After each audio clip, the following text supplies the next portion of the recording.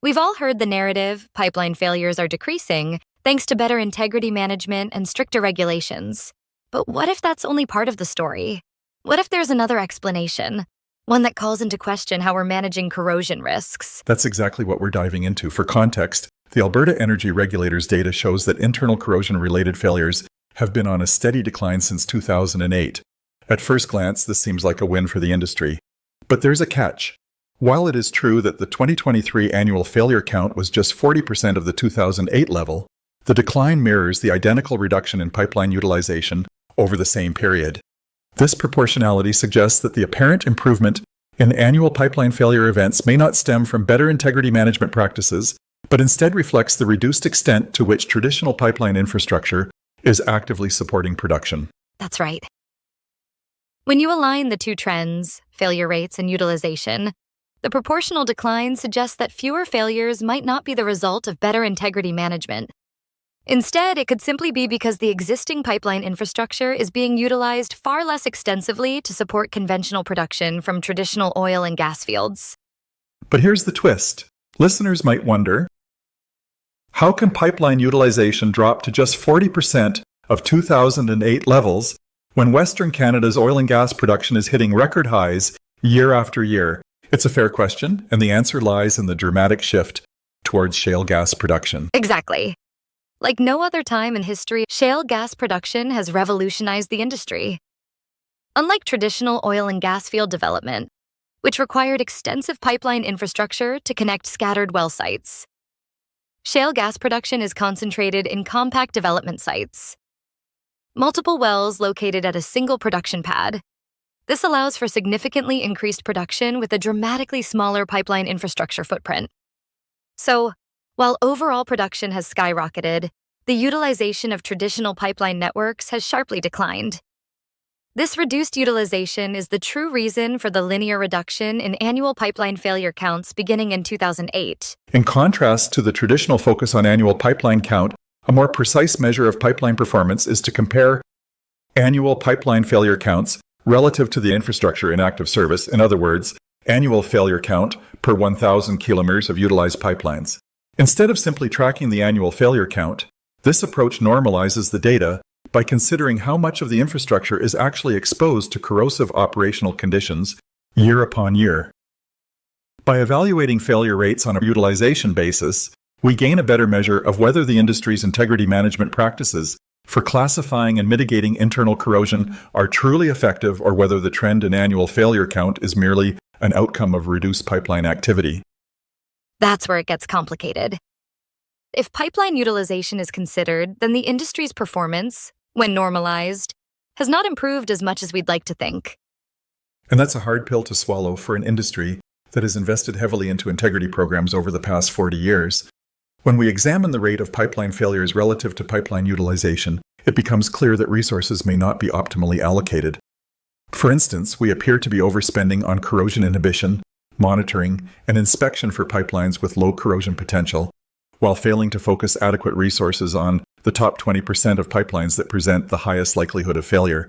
This seems to be a valid conclusion, and there may be an explanation for how this situation developed. Let's consider an unintended consequence of installing a rigorous regulatory regime in the upstream oil and gas industry. Agencies like the Alberta Energy Regulator have tightened their rules over the years, often emphasizing compliance metrics rather than overall effectiveness. While compliance is essential for maintaining good production practices and baseline safety standards, this emphasis may inadvertently have shifted the focus towards meeting regulatory requirements at the expense of addressing the deeper systemic causes of failures. Much of the industry focuses on achieving minimum levels of compliance instead of prioritizing performance-based management and continual improvement, a tendency to focus on checking the boxes. It's a systemic challenge, and the solution lies in fundamentally rethinking how we approach corrosion.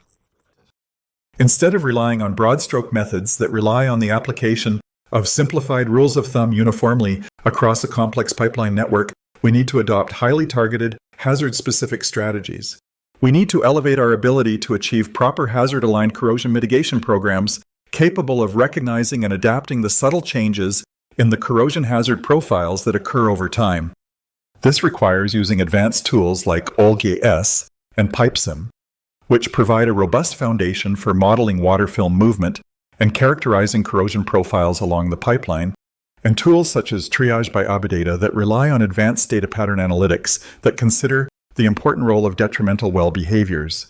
Such data-driven approaches allow operators to accurately pinpoint real risks, enabling the strategic deployment of mitigation, monitoring, and inspection efforts.